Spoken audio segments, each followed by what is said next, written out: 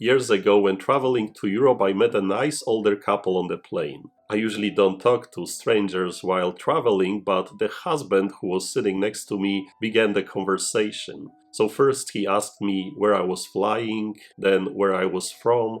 He asked what I did for a living, and as soon as he found out that I was a Catholic priest and I was traveling to visit my family in Poland, both he and his wife became so interested to find out more about me, about Poland, and of course about priesthood. But I also learned about them, about their children, their family. They also told me that they are not Catholics. In fact, she was raised Lutheran and he was a Methodist. However, they didn't really practice their faith and did not bring their children up in any religion. We talked for hours, and ever since we have become good friends. We stay in touch and have visited each other many times. Unfortunately, they both are gone now. I remember one time when I went to visit them for several days in another state. When Sunday came, I mentioned that I would like to go to Mass at the Catholic Church, and they asked if they could join me. It was an interesting experience, since they had no clue what was going on during the Mass, but they liked it. They liked the homily, the music, and the liturgy. I explained to them why they shouldn't receive the Eucharist and tried to explain the parts of the Mass. Believe me or not, but ever since that Sunday when we went to Catholic Church together, they have continued to attend Mass each and every Sunday.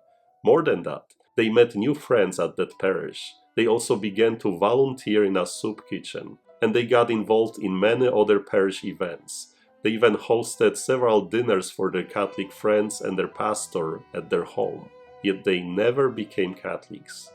People remember them as a wonderful couple, as those always ready to help, to open their hearts and homes for those who needed their help. They shared their gifts and talents with those in need.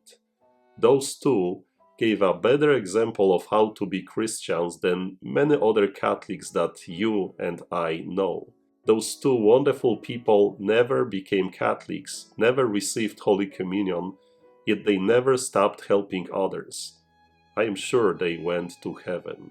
And I tell you all this because some of us Catholics wrongly believe that only we have a monopoly on Christ, on bringing Christ to others. I also will never forget when our Catholic parish joined with the Lutheran parish in the same neighborhood in collecting and distributing food and clothes for the poor. Some of our parishioners were almost scandalized that we worked together with Lutherans. What would Jesus do? Would he allow us to do that? So just listen to this fragment of the Gospel. At that time, John said to Jesus, "Teacher, we saw someone driving out demons in your name, and we tried to prevent him because he does not follow us." Jesus replied, "Do not prevent him. There is no one who performs a mighty deed in my name who can at the same time speak ill of me."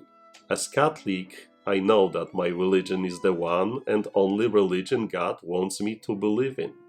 I also deeply believe that my Catholic Church is the true church founded by Jesus Christ. I believe in the teachings and tradition of my church, and I know that I need this for my own salvation. However, I can't look indifferently on someone who is performing good deeds even if he or she is not Catholic. Instead, I should be happy that Christ's message of love of our neighbor is still being continued in this world.